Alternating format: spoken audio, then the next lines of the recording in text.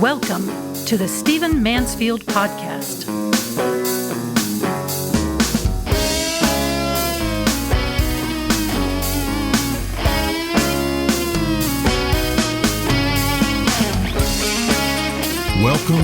Welcome to the Stephen Mansfield Podcast. Great to have you with me. Let's get to it. I've had a geeky few hours recently trying to uncover the source of one of my favorite quotes, a quote that is particularly applicable to politics. The quote I'm thinking of goes something like this: when your enemy is making a mistake, don't stop him. It's also been quoted as, when your enemy is destroying himself, don't interrupt him. And more recently, people in American politics have used it this way: when your enemy is setting himself on fire, don't stop him. Now, some people have said that this comes from Sun Tzu, The Art of War, and it may be loosely the concept is referred to in that book. More commonly, it's attributed to Napoleon, and yet nobody can find an exact source. It sort of gets quoted in Napoleon books long after Napoleon was dead. So this is what I sometimes get interested in when I'm up at night watching a football game or whatever. I'll do research on some language or some linguistic trend or something of that nature. And quite frankly, I can't find an absolute source for this quote. Doesn't matter for what I'm talking about in this episode of our podcast, because I believe it 100%. When your enemy is setting himself on fire, don't stop him. When the person you want to defeat is destroying themselves, don't step in to do something that's going to end that destructive process. And I'm bringing this up now and quoting this, going to actually use it as the title of this episode, because I believe that's exactly the approach Republicans need to take to Kamala Harris. Now, let's talk about her just a little bit. She's now the Democrat nominee for President of the United States. As of the most recent polling, she's gotten quite a bump from bringing new energy to the Democratic Party, and she is running pretty much neck and neck, as they say in Texas, right equal with Donald Trump in the polls. But I will tell you with all my heart, with everything I believe, that Kamala Harris is an anomaly in American politics. I'll explain why in just a minute. And for once in his life, for heaven's sakes, Donald Trump needs to take an elevated tone. Now, you know that I have concerns about Donald Trump. He's not my favorite candidate. I wish we had a better candidate coming out of the Republican Party. But nevertheless, I am a conservative, and I do want to see the traditional values that I hold and millions of Americans hold prevail. And in this election, if he will discipline himself, if he will not rush in and interrupt his enemy while she's destroying herself, he can win. He can win. It's going to look bad for a little while here. She's got a bump because there's new energy. She's got a bump because she's secured the nomination in an informal process in the Democratic Party. She's going to have another bump because the Democratic National Convention is coming up. But this woman is an extremely dangerous, unstable, and relatively unsuccessful candidate. And the goal for Trump, I'll get specific in a minute, the goal for Trump is to do something that is perhaps the hardest thing he has ever done. And that is take an elevated tone. That is keep it from being overly personal. That is to cause his natural tendency towards viciousness and vengeance. Keep it from prevailing. Now, when Joe Biden decided to run for president, and then clearly was going to get the nomination, and he chose Kamala Harris, I have to tell you that this was the thing that I most disliked and distrusted Joe Biden for. Now, I am aware of what Potomac fever does to people. Potomac fever is the phrase Harry Truman used to use of people who got to Washington and just became whatever they'd said or believed back home in their districts, whatever they'd believed earlier in their lives. They abandoned it. It became all about power. It became about a cynical grasp for power. They would nakedly pursue anything that would give them victory. And if you're going to understand Joe Biden, you're going to have to understand that this man has been in Washington for 50 years. It was not the way the founding fathers ever intended it to be. If any of the founders came back right now and found out our current president had been, or anybody had been in Washington in political power for 50 years, they would have been absolutely shocked. They never believed in that. But Joe Biden is a man who is the consummate politician. He is all about power. He is all about positioning. And in D.C., I don't mean to speak of D.C. negatively because I live there and I love the sea. I love the people. I love the history. I love the beauty. I love the food. I love a lot about D.C. But political D.C., when you have Potomac fever, what you do is you deal with appearances far more than substance. And this is what happens when you've been in Washington, D.C. for 50 years. And Joe Biden is the consummate practitioner of this. When he was running during the midterms, I've mentioned this before, during the midterms, he knew he needed to bolster his support in the midterms and bolster support for congressional and senatorial candidates around the country. And what did he do? He promised to forgive student debt forgiveness program. He talked about it. He proposed it. He advocated for it. The reality, though, is that before that election, he never forgave one student's debt. Never. He knew he didn't have the power to do it, as the Supreme Court eventually confirmed. But that doesn't matter because Joe Biden's about getting power. And then the same thing now. He left office, obviously under the pressure surrounding him because of his age and his gaffes and his weakness, which we need to treat with character and kindness. Nevertheless, what did he do? He started talking about this master plan he has for ending the flood of immigrants across our southern border. Well, he'd been president for 3.5 years. Why suddenly does he have a master plan? He has a master plan because he's running for office. And so he starts saying, I got a plan. And a lot of Americans will buy that. Well, Joe Biden's got a plan. He's going to fix this. He'd been responsible for it for 3.5 years. Okay, so this is the nature of Joe Biden. This is how he operates. He's got Potomac fever. It's about appearances over substance. And I believe that this is why he chose Kamala Harris. So before I even get to how Trump needs to respond to the Harris campaign, what I'm trying to say is that you have to understand that Mr. Biden's biggest gaffe, the biggest threat to America, I believe, was to choose an unqualified vice presidential candidate and then to win. Of course, they won, as we all know. And this was a cynical ploy. This was a cynical ploy. He chose a woman of color. He chose a woman. He chose a Californian. He chose a pretty woman. And he expected that would draw votes. And it worked. It worked. Because our politics has descended into identity politics. You know, apparently Stephen Mansfield's supposed to vote for a white male born in the South who's over 6 feet tall, plays racquetball, and likes crab cakes. I mean, that's the way American politics is descending now. You're supposed to vote for people who are like you. Well, I don't believe that. I don't believe that, of course. Of course, that's going to destroy American politics. That's never what was intended. We're supposed to be patriots. We're supposed to be voting for what's best for the country, not for just the people who are the most like us and therefore will vote privileges for us. And so the cynicism of American politics has become horrible. But one of the most cynical choices I've ever seen was the selection of Kamala Harris. When Kamala Harris ran for president in the very election that elected Joe Biden, she never even won a primary. She was the first to drop out. She was notoriously weak. She got trashed by Tulsi Gabbard in a debate. She was a pitiful debater, and as we all know, liked to get on camera either dancing or cackling.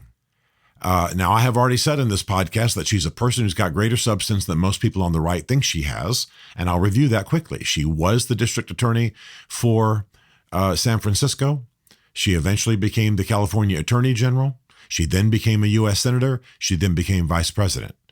She trades again on her ethnicity. She trades on her looks. She trades on a moderate amount of intelligence that does not come to the fore when she's interviewed or under pressure.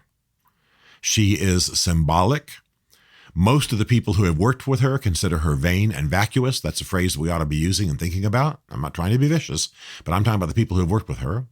Her offices, whatever office she holds, whoever her staff are constantly in turmoil, constant turnover, stunning.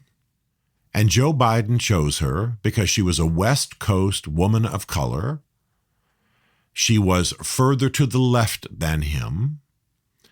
She symbolized a lot of things he was not, and she symbolized a lot of what he needed in that election, and it worked for him. But he put Kamala Harris, a heartbeat from the presidency. And from the moment he was elected, this is what I thought was his actual most cynical and destructive act for America. And now we see, I'm not saying I was right about that, I'm saying now we see the damage. She now is a very genuine contender for president of the United States. But she's very weak candidate. She's very weak. And if we will stop being vicious in ways that are pretty stunning in American politics right now, we can defeat her on the basis of character and message and record without going low. Kamala Harris has been the most unpopular vice president in American history. If you live in D.C. and you watch these things behind the scenes and you know people in the White House and things like that, you soon quickly find out she had constant turmoil in her vice presidential office. She was an atrocious vice president. She could make a speech and actually do damage to American foreign policy. She went to Korea and confused North and South Korea in a speech broadcast nationwide. She's, again, known for being pretty. She's known for having a Jewish husband. She's known for being kind of cute, precocious, and cackly. But even the press is frustrated with her because there's no there. She's not very intelligent. She's vacuous and vain. And by the way, she was also part of the cover-up of Joe Biden's stunning descent in his latter years. Again, something I think we had to deal with graciousness. And so she's now the candidate for the Democratic Party for president of the United States. Now let's switch our topic to Donald Trump. Donald Trump had, I believe, a brief shining moment. He was known for the politics of vengeance. He was known for going low. He was known for low character. He's known for being small and vain and childlike in a lot of his speeches. Oh, he's going to get his enemies. He's going to destroy this person. Nanny, nanny, nanny. It's, what happens on the playground. I'm going to get you. But he had a brief shining moment, and it was after the assassination attempt in Butler County, Pennsylvania. We all know that a young man named Crooks, misguided as all get out, tried to kill Trump. Trump, thankfully, turned at a right angle at a right time. Obviously, his supporters who are Christians or believers in God believe that God tipped his head and angels kept him from being hit. And his ear was nicked either by shrapnel or by a bullet. The majority opinion is by a bullet, but I'm not a forensic expert, so I'm going to wait till the final report comes out. Anyway, he was hit. And as has often happened in history with people who were almost killed, he gentled up immediately afterwards. He talked about contending for the country. He began to use the phrase, "be not afraid." I'm sure one of his aides recommended it. He was obviously quoting some of the greatest people in history who used that phrase, not the least of which Pope John Paul II. And he gentled up. He stopped attacking his enemies, his political opponents. He talked about the greatness of America. He talked about courage, and he went around saying, "Be not afraid." And I thought for a moment that maybe the assassination attempt had gentled Donald Trump. He hardly mentioned Joe Biden. He certainly didn't mention Kamala Harris. She wasn't a factor yet. And so I thought maybe his heart's going to turn a little bit. Maybe the better angels of his nature will take over, to quote Lincoln. Maybe he will be an elevated leader. He'll come out of this crisis and he'll use the bully pulpit of the presidency, or at least being a presidential candidate, to help rally the country to nobility and to strength and to vision. And it happened for about 10 minutes. It happened for about 10 minutes. And I liked that Trump. I'm going to irritate those of you who don't like Trump and listen to me because I'm skeptical of him too. And certainly can't vote for the other side. I liked that Trump, but he only lasted about 10 minutes. And then Kamala Harris became the presidential nominee for the Democrats, and he has attacked her. Now, the thing he began to do, and this is what I'm really going after, he quickly, soon after, did a noble thing. This is the problem with Trump. He often does the right thing and then does it stupidly. He agreed to speak before the National Association of Black Journalists. Great. Kamala Harris did not even show up. That should have been the message. I'm here. She's not. That's the way it often is with me. That's the way my presidency will be run. He should have appeared before them. He should have said, look, I know there's a bit of a gap between us, and I haven't always done the right thing, and I haven't always spoken in the right way. And I certainly come from a family that's got a questionable history on race. But I'll tell you what, I'm committed, and I'm showing you that by being here. I'm sitting on this stage in front of the National Association of Black Journalists, and Kamala Harris is off cackling or dancing somewhere. That's the tone he should have chosen. But no. You know what he did? He got on stage and he started diving down into questions of Kamala Harris's race. Now, Kamala Harris had an Indian mother, Eastern Indian, not Native American, Eastern Indian mother and a Jamaican father. And so she's of a mixed race. And it has not hurt her. Trust me, she's a pretty woman.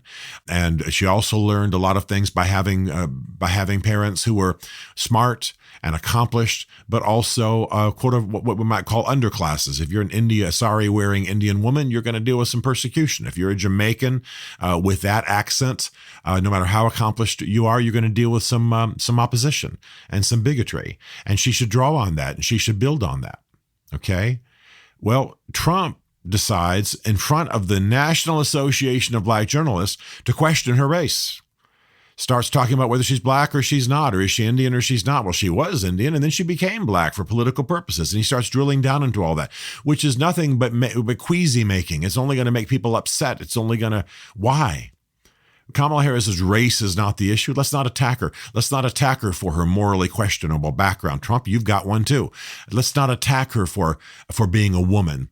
More than half of America is a woman. You really want to play that game? Why? And by the way, what's wrong with being a woman? We're grateful for women and how they're breaking glass ceilings these days. Why do that?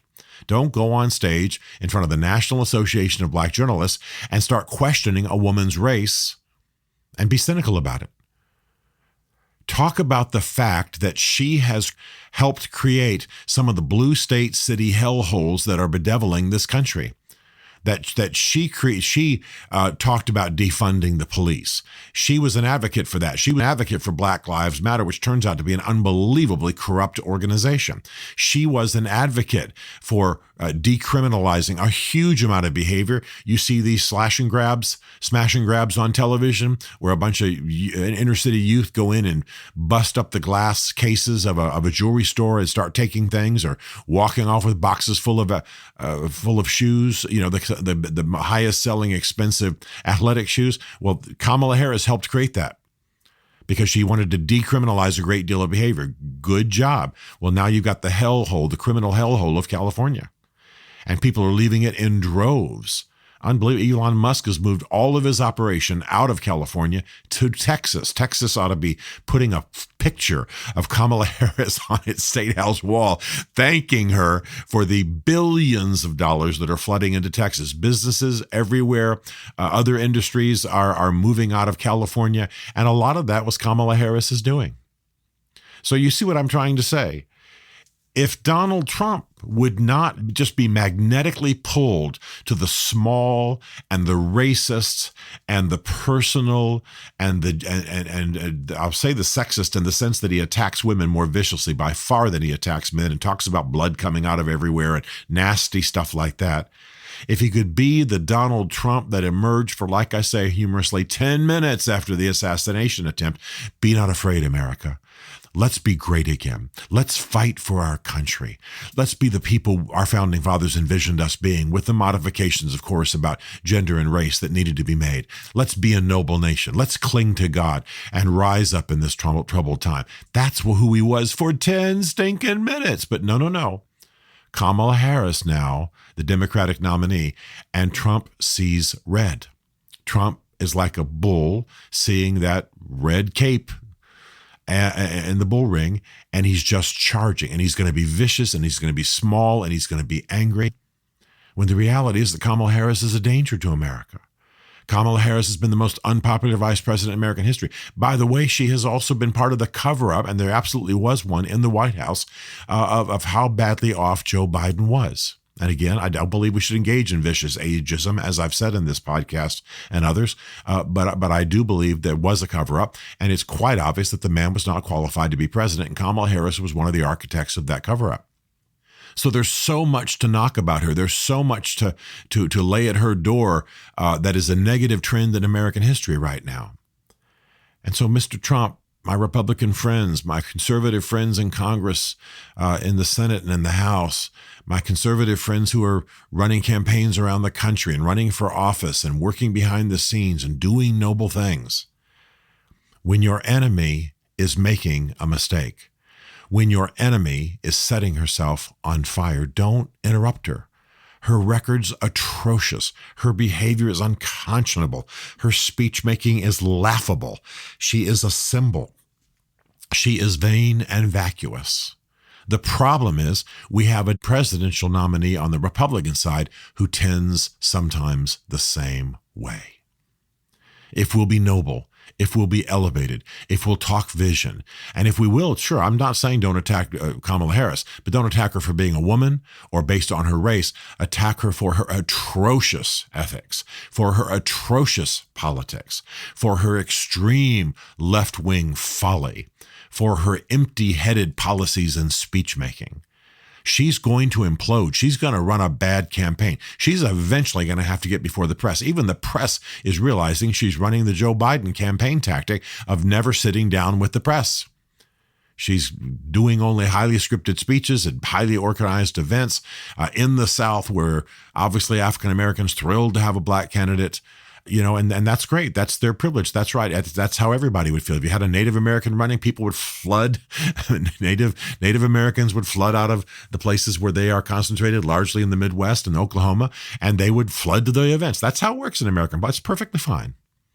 But my point is that she's going to lean towards scripted events because she's not a good campaigner. She has a terrible record. Most of what America is concerned about, most of what concerns Americans right now, she was an advocate for the problem, not to solve the problem. She created the hellhole cities. She has contributed to California becoming a place that businesses flee, on and on and on and on. And so if we will go elevated, if we will not interrupt our enemy while she's setting herself on fire, if we will, yes, attack her record, but don't attack her personally, and certainly not for being a woman. How stupid can that be? You don't attack her gender. You don't sit around and wonder about her race. You talk about who she is. And then, Mr. Trump, could you please return to who you were for 10 minutes? Be not afraid. Cling to God. Let's see America restored. Let's be wise.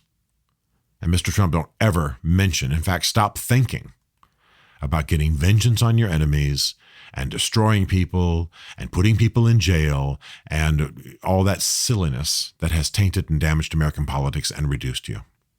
This is going to be one of the most difficult presidential races we've ever had. And it shouldn't be, because Kamala Harris is a failed politician, a highly unpopular vice president who's participated in a cover-up. The tension between Biden's office and Kamala Harris's office, huge.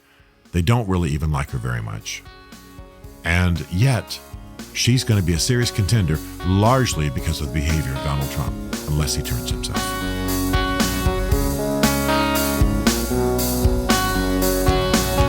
Stephen Mansfield is a New York Times bestselling author, a popular global speaker, and senior fellow for public leadership at Palm Beach Atlantic University.